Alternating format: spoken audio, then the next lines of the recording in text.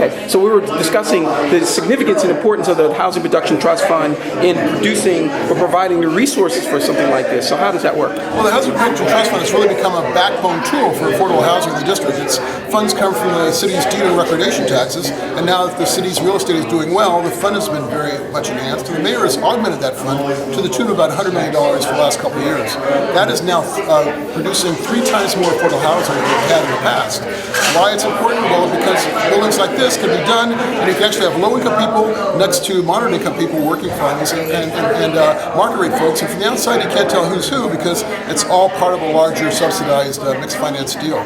So how does that work when you talk about putting people of different socioeconomic classes in the same residence? I mean, how do you break that up? Is it hall by hall, or is it a section of the building? Or No. The diversity of the various income classes is one that's not by segregated in any way. So folks, you can literally have someone who's a school teacher next to a doctor, next to someone who works as an administrative clerk, or even a student, and you can't tell who's who because it's built within the overall mix of the building. And so in terms of the amenities, we have a rooftop pool, it looks like.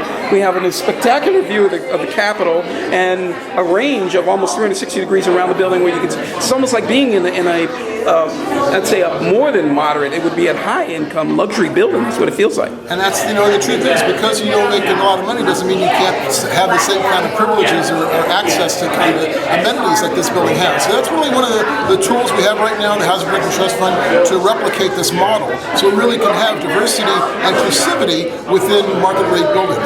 So how can people apply for an opportunity to be in a building like, not everyone can be in a building like this, but I'm sure that there's a waiting list or there's some kind of process involved. So I'd recommend that everyone reach out to the Department of Housing Community Development's website. That's dhcd.dc.gov.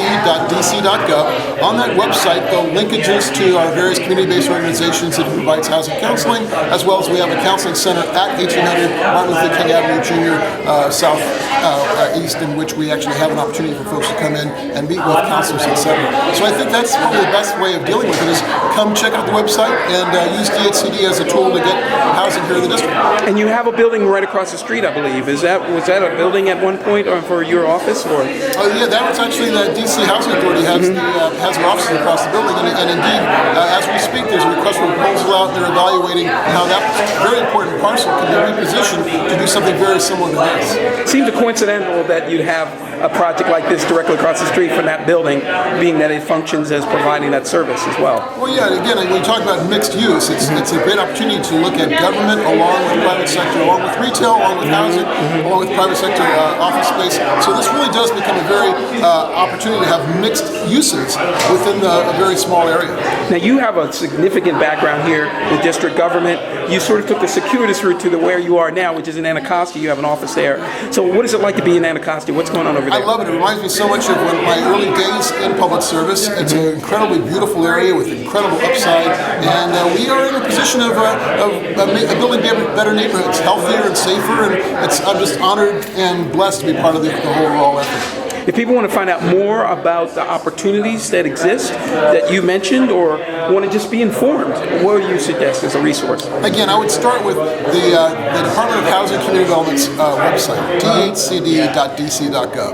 On that, you can see the various opportunities for job opportunities, real estate development opportunities, housing opportunities, business improvement, as well as technical assistance opportunities. So it's kind of a one-stop opportunity to get folks to check in with the city and what services that they may require. And thank you to W.C. Smith for providing this sumptuous reception here. We're going to get a chance to taste a little bit of the good life, if you will. Absolutely. And look forward to seeing you at another event. There will be other things coming up pretty soon, right? A lot, thank God there will be. Thanks, Todd. Okay, you're welcome. Thank you so much.